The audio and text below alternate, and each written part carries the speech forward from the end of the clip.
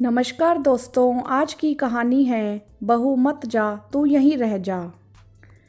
भाभी, आपके mummy papa आ गए हैं, आपको नीचे बुला रहे हैं। सुधीर ने अपनी भाभी समीक्षा के हाथ से बैग लिया और वहां से चला गया। गोद में 8 महीने की पूर्वी को उठाए समीक्षा चलने लगी तो सामने पति की तस्वीर देखकर रुक गई। खो गई उन मीठी यादों में जो अभी कुछ दिन पहले तक जीवित थी। समय ही कितना हुआ था ससुराल आए। 2 साल पहले पंकज की दुल्हन बनके आई थी। 1 साल बाद ही पूर्वी का जन्म हो गया। उस रात पूर्वी ने 6 महीने पूरे किए थे। समीक्षा के पति पंकज, सास पूनम जी और देवर सुधीर, सब लोग बहुत खुश थे।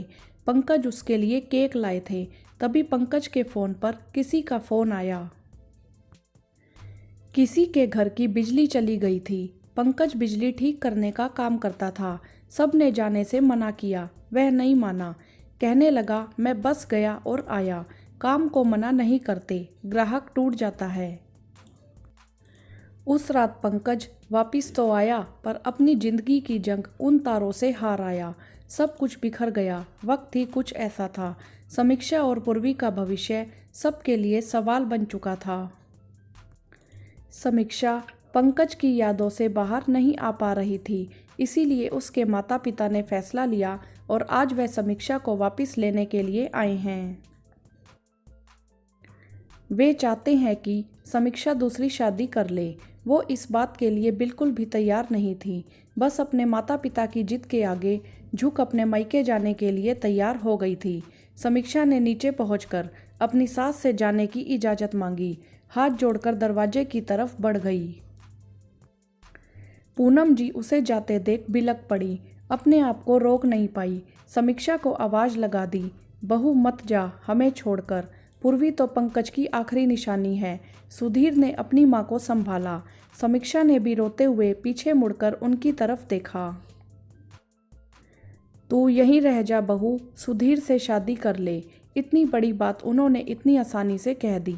देवर से शादी, ऐसा तो वह कभी सोच भी नहीं सकती थी। भगवान जी, कैसे मोड़ पर लाकर खड़ा कर दिया।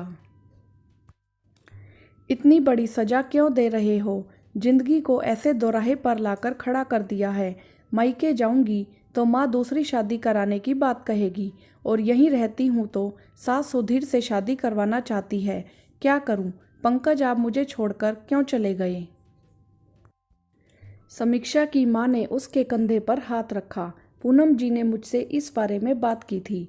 मेरी तो हिम्मत नहीं हुई तुझसे कहने की। हम सब बस तुझे इस तरह से नहीं देख सकते। समीक्षा ने रोते हुए कहा, माँ क्या मैं आप पर बोझ बन गई हूँ?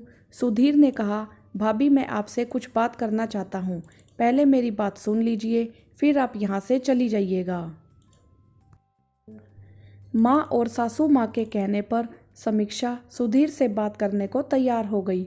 सुधीर ने उसकी गोद से पूर्वी को लिया और समीक्षा उसके पीछे पीछे चल दी।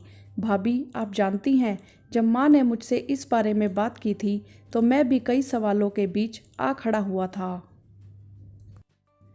माँ को मना किया था कि वह आपसे इस बारे में बात नहीं करे, पर जब आप जा रही थी तो वो सहन नहीं कर पा रही थी शायद। भाभी आप जानती हैं, जब मैं छोटा था तो भैया मुझे हर डांट से बचाते थे। मेरी पसंद की हर चीज़ लेकर आते थे।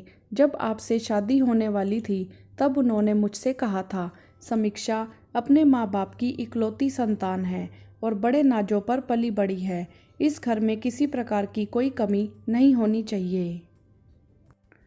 मैंने भैया से वादा किया था, हम सब मिलकर आपको बहुत खुश रखेंगे, पर भगवान को कुछ और मंजूर था।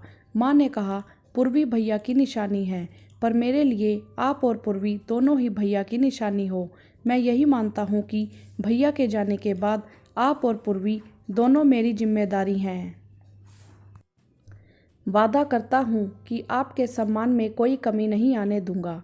मासी माँ जैसी हो सकती है तो चाचा भी पापा जैसे प्यार दे सकते हैं। आप शादी करे बिना भी यहाँ रह सकती हैं, यह आपका ही घर है। पर आपके माता पिता और मेरी माँ, हम सब आपको रोज यूं टूटता हुआ नहीं देख सकते। आप यूँ मायूस रहेंगी तो पूर्वी का क्या होगा।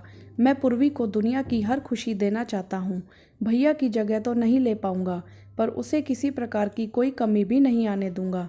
आपका जो भी फैसला होगा, मैं पूरी तरह से आपके साथ हूँ। समीक्षा की आंखों से आंसू बह रहे थे और चुपचाप खड़ी सब कुछ सुन रही थी।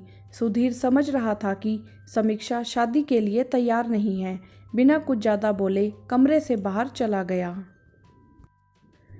सुधीर ने नीचे जाकर समीक्षा की माँ से कहा, आंटी जी, यह कुछ भैया की जमा पूंजी है और यह कुछ बैंक के खाते हैं। यह सब कुछ पूर्वी और भाभी के काम आएगा। बाकी हमसे जो बन पाएगा हम जरूर मदद करेंगे। समीक्षा की माँ ने कहा, बेटा, हम भी मजबूर हैं। इतना प्यारा ससुराल मिला है मेरी बेटी को। उसकी खुशियों को किसी की नज़र लग गई है। अभी तो वह दोबारा शादी के लिए तैयार नहीं है, इसीलिए उसे अपने साथ ले जाना चाहते हैं। शायद वक्त रहते मान जाए, नहीं तो वह अपने पापा का बिजनेस ज्वाइन कर लेगी। जितनी जल्दी आत्मनिर्भर बन जाए उतना अच्छा है। समीक्षा सब कुछ सुन रही थी। उसने देखा कि पूर्वी कितने सुकून से सुधीर की गोद में सोई है। सोच रही थी उसके पापा के बाद शायद चाचा से बढ़कर प्यार और कोई नहीं कर पाएगा। पूर्वी की खुशियों से बढ़कर मेरे लिए कुछ नहीं है। उसने सूटकेस उठाया और अपनी माँ से कहा, माँ, मैं यहीं रहूँगी। मेरा और पूर्वी का यही घर है। कुछ समय बाद सुधीर और समीक्षा की शादी कर दी गई। कई बार हालात मजबूर कर देते हैं। समझ में नहीं आता कि क्या ठीक है और क्या गलत। वीडियो को लाइक करें, शेयर करें और चैनल को सब्सक्राइब भी करें। धन्यवाद।